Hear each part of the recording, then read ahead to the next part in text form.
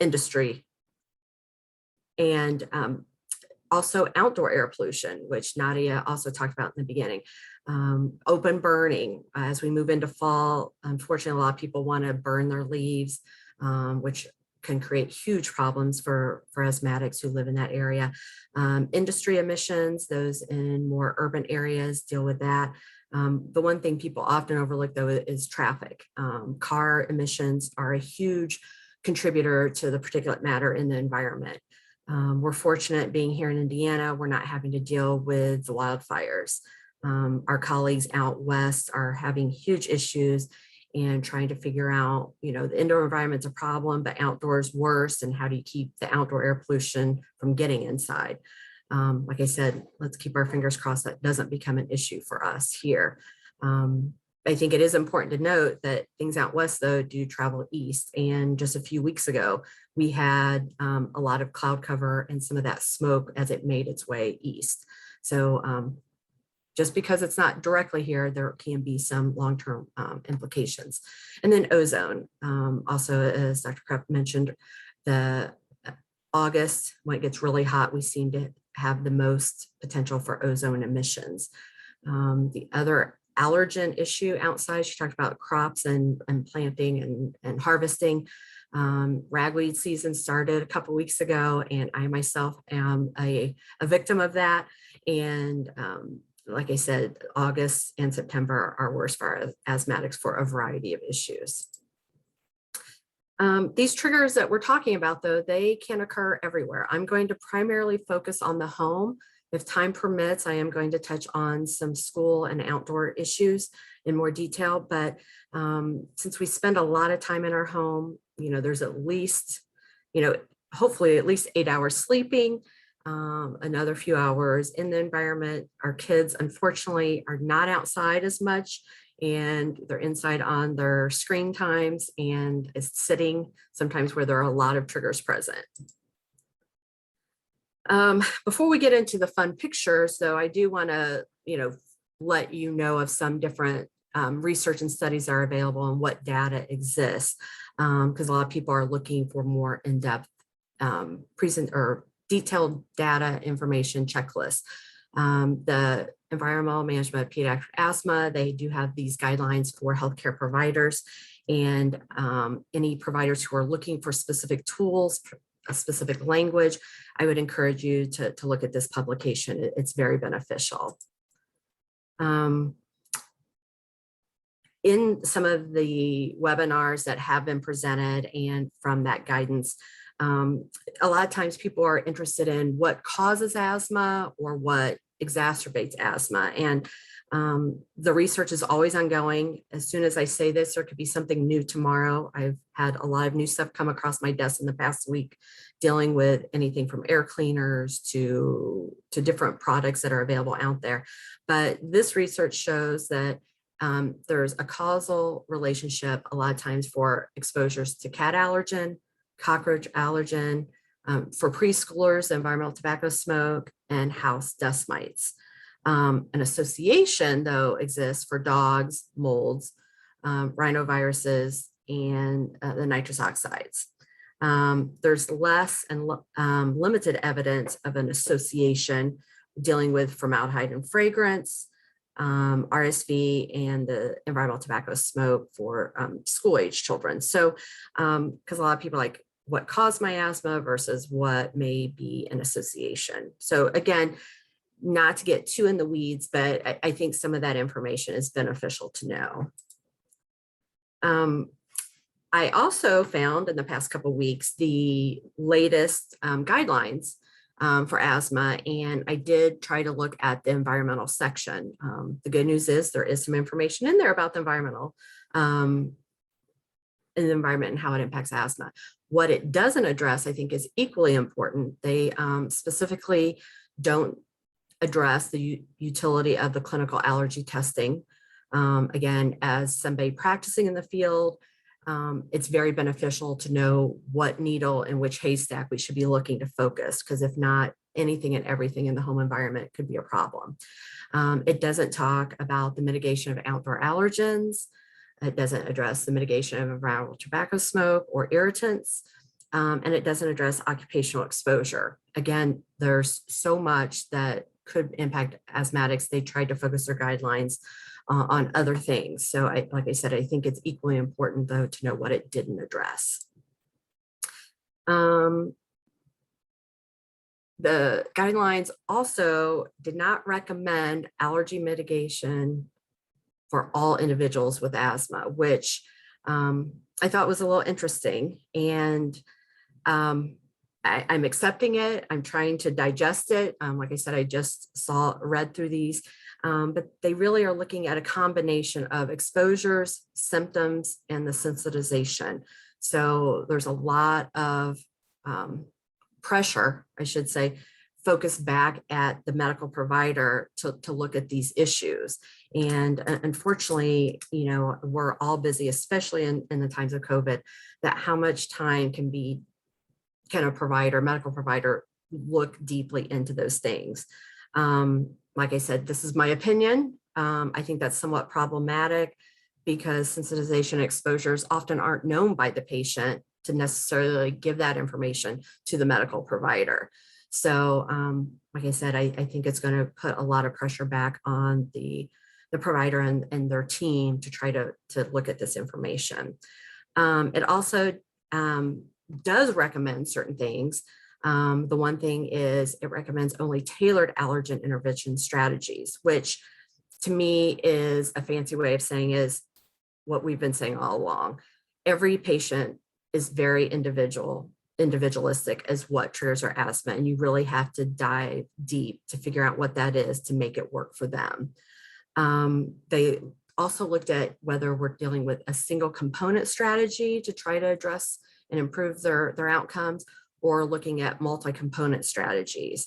And a lot of the research, as they were reading or diving into what exists out there, is if you tend to only focus on one thing for a client, the only thing that showed to be beneficial was dealing with integrated pest management. That's what IPM is. And so if you're dealing with ways to control pests, which we're meaning primarily cockroach or rodent control, that seemed to show an impact. If you were looking at things like dust mite control or mold control or things like that, they found that you really needed more multi-component strategies. So just singly focusing on one allergen wasn't as beneficial. What they did find to include in that multi-component strategy is mattress and pillow covers. There was some small benefit to that. There was stronger dealing with integrated pest management with other strategies being implemented. Building on that, using HEPA vacuums was a strong intervention, and finally mold mitigation. And they did put some conditional information on that, saying that unfortunately the numbers of studies are very small, but they felt it was important for the broader public health implications that if mold mitigation was done, you could not only improve the asthmatic outcomes, but other public health outcomes. So again, you know, reading through this, you have to do it. You have to kind of pull this out. My takeaway is it's really what we've been doing all along, is that we really need to focus on each client and not just throw a checklist full of things at them and expect them to do them all, because they'll be quite overwhelmed, and you really need to tailor it to each person. So now I'm dealing with the real world perspective that meets research. And you know, you can see, I think I've used this picture in previous presentations if you've seen or heard me speak before, but there are a lot of allergens, potential allergens in this picture, whether it's the cat, the bedding, the extra robe, the curtains in the background. You can't see there's carpet on the floor. There's a lot of things that could be contributing to an asthmatic if they happen to live in this environment. These are the common triggers that I've encountered that seem to have the best impact. Again, they tend to go along with what the recommendations say. And we're looking at secondhand smoke, dust mites, pets, molds, and pests. And these kind of fall into what you saw in that multi-component strategy. So it really was encouraging to me that we've been on the right path and are trying to make the right choices. I think there's a chat question. I'll try to get that toward the end. So definitely put your questions in there. For most of those triggers, however, if you can only, my personal opinion, if you can only focus on one thing to help control that, is you need to look at water and moisture control, because they tend to have implications on all of those other triggers that we've mentioned. And I'll explain why. When we talk though about water sources and moisture sources, people tend to focus on, well, I have a roof leak, or my bathroom flooded, or there's a pipe leak under my sink, which are very obvious plumbing issues. However, there are a lot of other moisture sources that people tend to overlook and don't always appreciate the implications they have. And some of those in particular, just think about how many people let their dishes soak overnight. And if you've got a pest control problem, a cockroach problem, you leave a little smorgasbord pretty much at in the kitchen sink. So you've got food there, you've got water there, and they are going to locate there and seek refuge, for lack of a better word. And when those things happen, you just can't let your dishes soak overnight. You have got to be very diligent, keep those things clean, keep things put away, don't let water accumulate. Humidifiers and dehumidifiers are an interesting discussion. And what I mean by that is, first of all, a lot of clients don't always know which one's which. So sometimes they think they have a humidifier and they really have a dehumidifier, and vice versa. A lot of heating and cooling companies will sell humidifiers as either an add-on, or it'll be just a bonus gimme when they install a new unit. The problem is people don't know how to run the humidifier on their heating and cooling system, and they definitely don't know how to maintain it. So sometimes that moisture accumulation and dust accumulation in the humidifier can actually be a reservoir for mold to grow, and then that can be distributed through the heating and cooling system. By the same token, dehumidifiers, a lot of people, because Indiana, we have a high water table. We had a lot of torrential downpours yesterday that I am assuming are going to result in culls over the next week for basements flooding, a lot of water intrusion that went on. But people will use dehumidifiers for damp basements, which are great. However, they don't know how to get rid of the water that's accumulated in the dehumidifier. Sometimes they have it on a hose. It runs along the basement floor over to a drain, a floor drain. However, that water on the floor just gets dehumidified. So it's a vicious cycle. Or it shuts off because it's full and then it stops working. So again, sometimes people just need to know what equipment they have and be explained how to use it appropriately. Some home or landlords will use dehumidifiers for damp basements because there's really no other way to keep those basements dry. They're not wet, they're not standing water, but they're just really damp.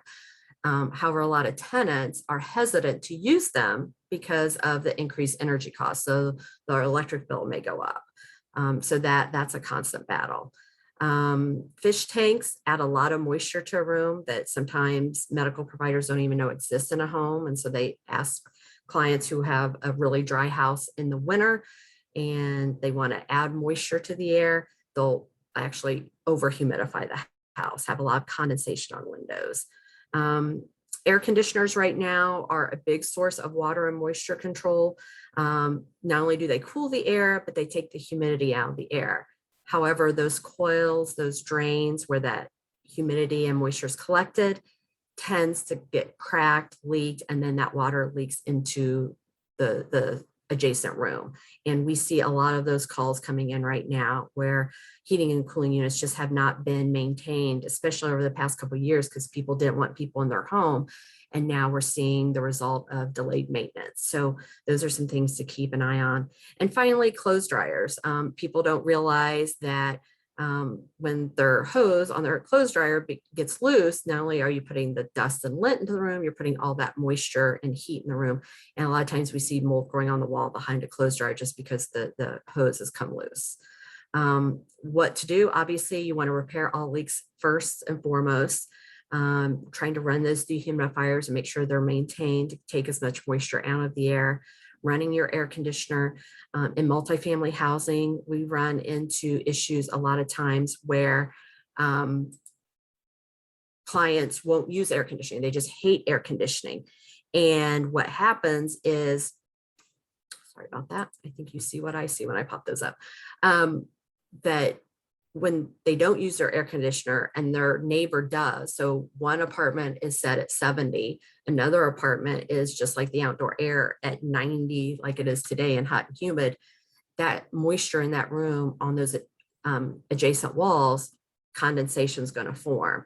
And we see sometimes that's a huge issue to get neighbors to actually not have extreme heat and cool situations going on in their apartments, because it can have other implications. And then finally, exhaust fans. Running bathroom exhaust fans are critical, just because you need to get all that moisture out of the air. Also, in most homes, that's the only way you get air out of a house, because the windows aren't being opened. And so it's the only way to have some negative pressure to pull air into a home. So running exhaust fans are very important. I threw this picture in because this is a real world example, and you're probably looking at going, what on earth is that? This picture here is a heating and cooling unit, and this is the air conditioning.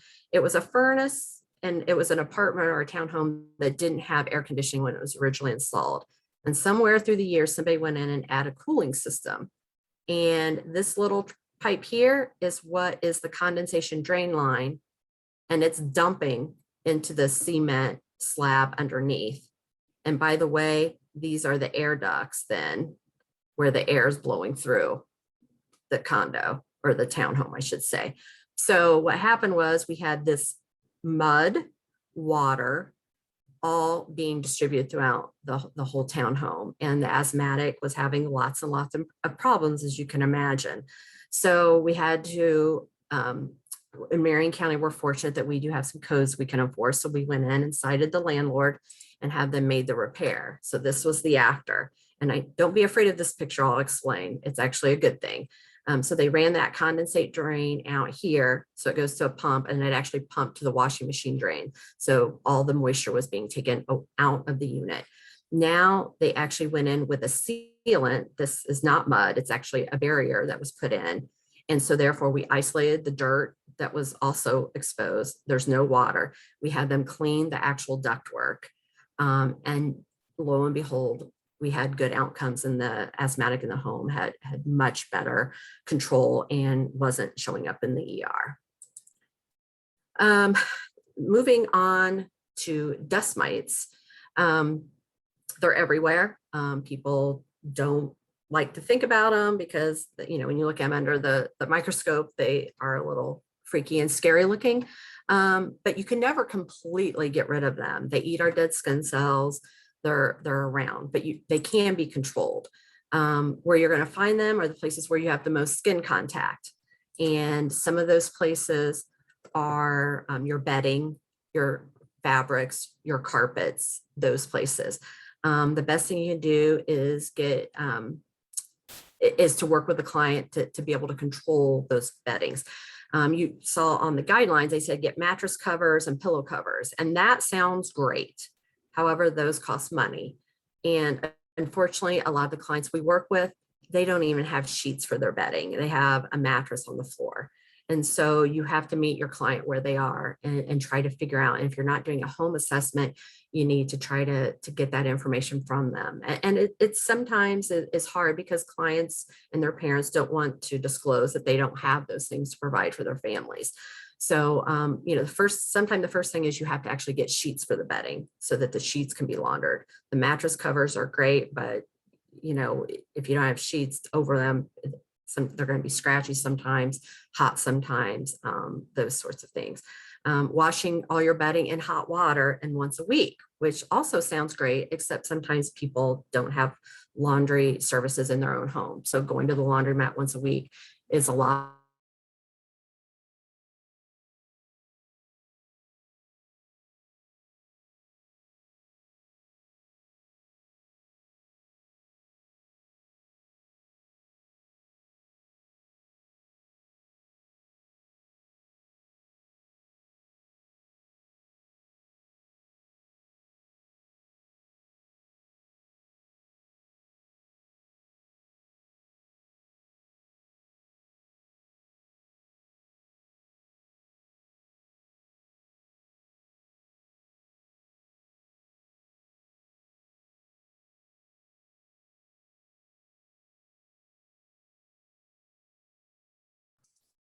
Okay, I think we lost Lisa, and I am gonna bet that she'll be right back. In the meantime, I'm understanding that maybe some people are wondering where those links are for the breakout sessions. I just put in the chat the link to the agenda, and the agenda has all of the links for the different breakout sessions, and as well when we get back together after lunch. So we'll give Lisa a minute here to come back so that she can maybe wrap up and answer some questions. I know yesterday there was a storm that went through and it seemed like it knocked out power for a lot of people in the central Indiana area. So that might be what's happening again.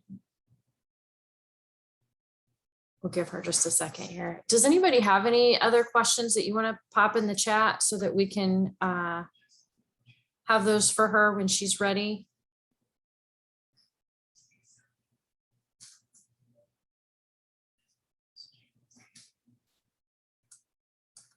Lisa, are you back with us?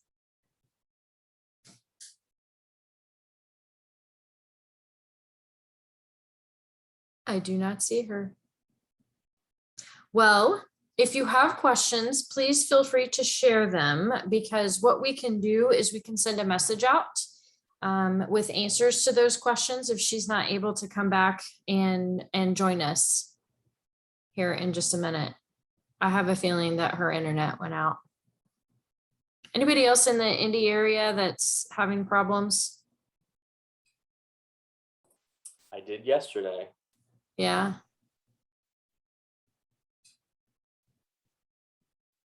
Okay. We'll pause for a minute and let her come back. I will also put links for the next 2 sessions in here. Don't leave us yet. Okay. So I know it was storming. I'm in central Indiana, not in Indy though, and it was storming here earlier. Olivia is saying she had trouble up north in South Bend. So here comes Lisa. Thank you, Ellen. I will add that question. Hi, Lisa. Welcome back. I'm so sorry. I'm not sure what happened. My whole internet went down, and Yeah. as they said, technical difficulties are a given at this point. It happens. So, while I'm trying to reconnect, I'm happy to maybe entertain some of the questions. I know they were showing up there. Okay, I have a couple here. One had to do with if a client can't afford a HEPA vacuum, what should we recommend they get or do? That's a great question, because, and I'm trying to reconnect. You know, again, you have to meet clients where they are. And a lot of times, you know, I've seen people use push brooms, and, you know, you just have to get them to that next step. So any vacuum would be better than nothing. If when they're looking at relocating, trying to look for places that actually have floor or hard floors, because yeah, the HEPA vacuums are very expensive. Sometimes the filters are expensive to maintain.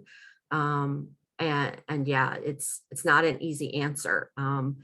Sometimes looking at, you know, secondhand stores, you don't always know where they come from, but if you can do some cleaning of them, sometimes you can get them a little cheaper. Oh, that's not what I wanted. Do you have any advice about, there's a lot of vacuums now that are bagless. So do you have any advice about whether it's good to have a bagless one, or whether there are certain ones that you should get that have bags that filter better? Yeah, I'll be honest with you. It depends who you talk to. I currently have a bagless one, but when you go to empty it, that could be a problem. But when you go to change a bag, that also creates dust. So sometimes if it's whoever's doing the vacuuming, whoever's emptying it maybe shouldn't be the asthmatic. And sometimes even going to the garage or outside to empty it, so that way you're not putting dust back into the air. Okay, one more question while we're on vacuuming, and then we can let you return to your PowerPoint. Okay. Or if you've found your spot. If now that we have masks, because not everybody had masks probably before this, would it be wise to encourage a client to mask up while they're vacuuming? Yeah, that is actually not a bad idea at all. I think that would be very beneficial, actually. Again, as we talked about, it depends on how strong of a mask are you having, what sort of, sorry, trying to move all this stuff. Yeah, what kind of bag you're having on the vacuum with the mask, what type of mask you're having, all of those things would be beneficial. And as long as they're not struggling, because, a lot of times, it's the exercise, and then, because vacuuming sometimes, depending on the person, can be a lot. Okay, so I think we have a couple more questions, but we can, Okay. we can maybe take another 4 or 5 minutes if you would like to continue. Yeah, I'll continue and try to fly Okay. through these. Great. Dust mites, like I said, the big thing with that is, trying to keep it as clean as possible. Hot water's the issue, but again, getting people to where they are. Pets have the same type of allergen issue. It's the emotional attachment of getting rid of a pet can be as problematic as the allergen and the dander. So again, it's a step approach. First thing is keeping it out of the bedroom and off the bed. So that way, the patient isn't having that allergen right in their face while they're sleeping. If it's a way of keeping it outside. The caveat to that is, though, with all the outdoor allergens right now, your pet are going to bring those allergens in with them. And given the high heat, you're not going to keep an animal outside for extended periods of time. So a lot of people will take a damp cloth and actually wipe their animal off to get any allergens off their fur.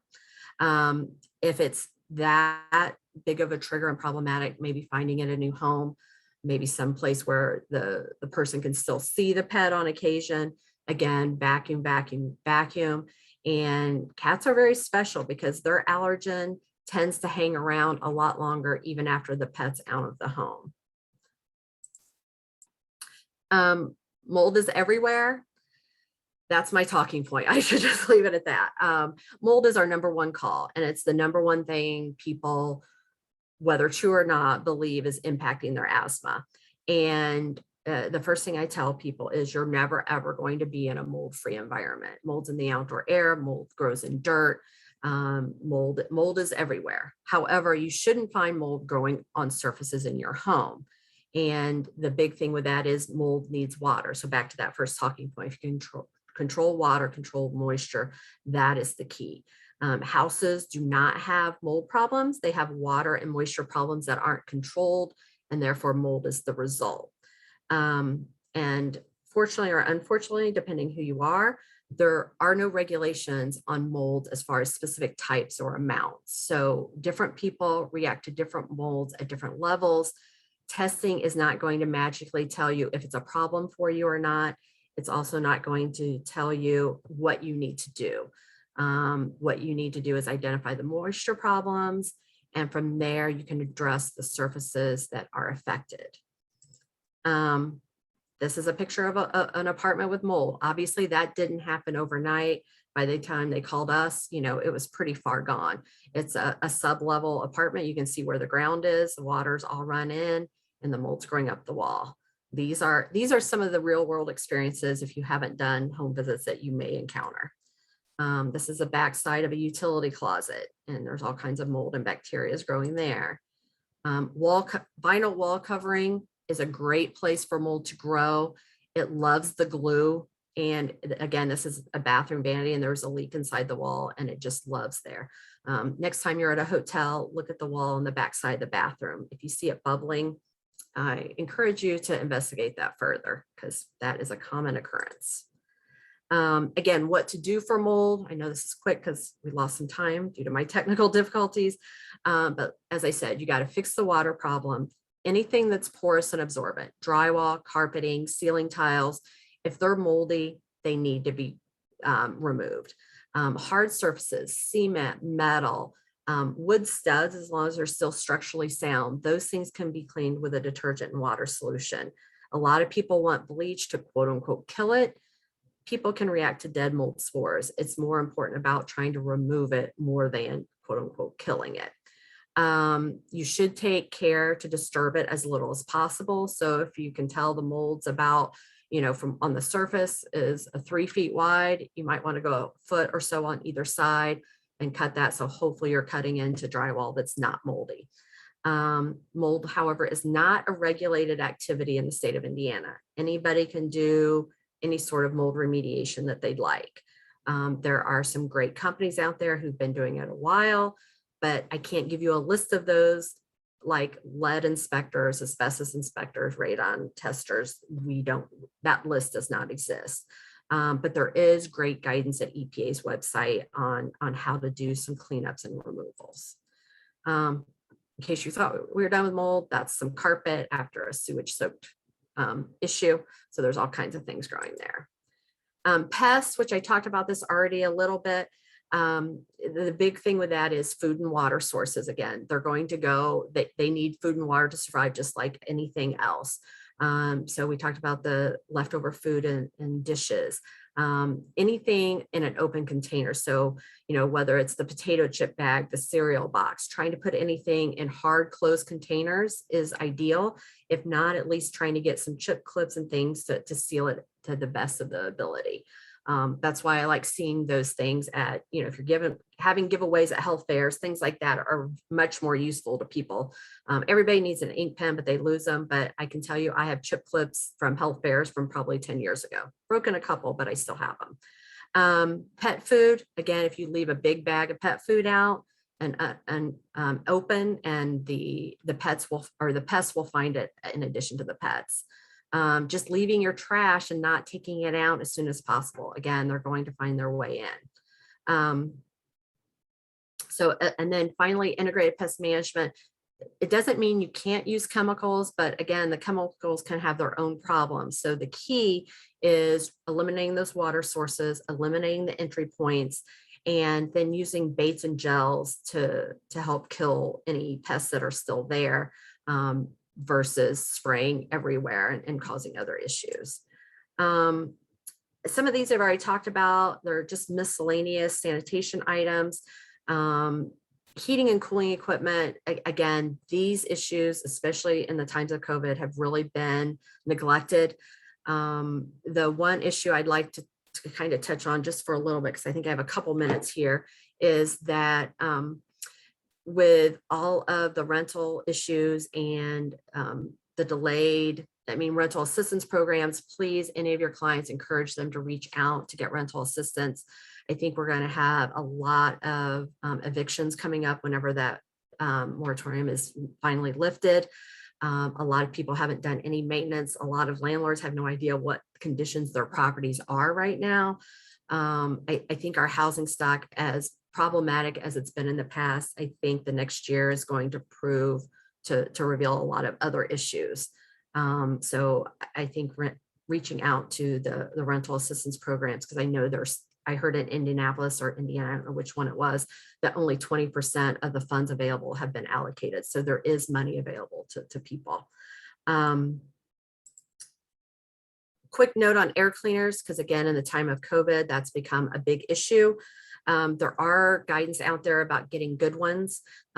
Really, you want to do more of a HEPA type of air cleaner if you're going that route. And again, this may be for your own personal life as much as for your clients. But ASHRAE does have some documents out there that are good to look at. The recommendation is a MERV 13 filter, and that's just a rating on a filter. Just be careful if you have an older furnace. MERV 13 may prove too resistant and cause problems with your motor. But that is the standard that has been established. The California Air Resource Board also has a listing of air cleaners, because in California, they have to go through some testing to make sure they don't produce ozone. So any air cleaner you're looking at, I would encourage you to check out the listing at CARB and see if it's there. I think that's my time. I had information on schools and outdoor air quality, so you'll see that in the presentation when you get the copies of it. I apologize for missing out on a few minutes there, but if there are any remaining questions, I'm happy to try to squeeze those in real quick. Thank you, Lisa. And we will send a message out with links to the recordings for the breakout sessions and also the PowerPoint presentation. So you will have access to these afterwards. We do have 2 more questions. We are about to dip into a break. So I'm going to go ahead and paste that information into the chat box so that you have it and you have a minute to copy and paste what you would like. One of the questions, Lisa, is does the material that fills a pillow affect the load of dust mites? Is memory foam better or worse than chunks of polyfoam or fiberfill? Honestly, I haven't seen research one or another. I think you want something that can be cleaned and laundered. That's probably the big thing. So depending on the type of pillow and the recommendations from it, anything that can be cleaned in hot water, I think is good. I think just, I have like 3 different types of pillows on my bed. So I'm probably not the best and I'm not asthmatic. But I think, like I said, the down, I think a lot of people have an allergy to that anyway. You know, I think the foam doesn't seem to accumulate as much, but I'm not sure how well it holds up to laundering. So, you know, there are pros and cons to both, which means I'm not answering the question and I apologize. If I find something out though, I will share it with the group. I'll look into that. Okay, thank you. One more question. We have a participant who has an air purifier that has a HEPA-like filter.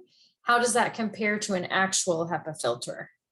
It really comes down to the efficiency. So if it's a HEPA-like, you'd want to see, you know, HEPA filters have, I think, 99.9% efficiency of removing particles of a certain size.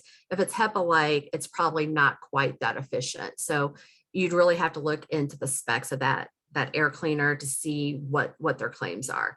Are they, you know, is it 94%? Is it 90%? So that would be the difference. So it may not filter out quite as efficient as a true HEPA. The big thing with air cleaners, which I don't think I mentioned, but it was in the notes, is we just want to make sure it doesn't emit ozone, because ozone is a known respiratory irritant and trigger for asthmatics. And a lot of these air cleaners, especially if they have an ionizer on it or things like that, even if it doesn't produce ozone by design, as it builds up dust and load on it, sometimes ozone can be a byproduct. So looking at what the maintenance is on those units is critical. Okay, I believe that's the questions that we have. Thank you very much, Lisa, for sharing your expertise and lots of great information. Lisa's information is included, her biography and contact information is included in the agenda. If you'd like to reach out to her directly, you can do that.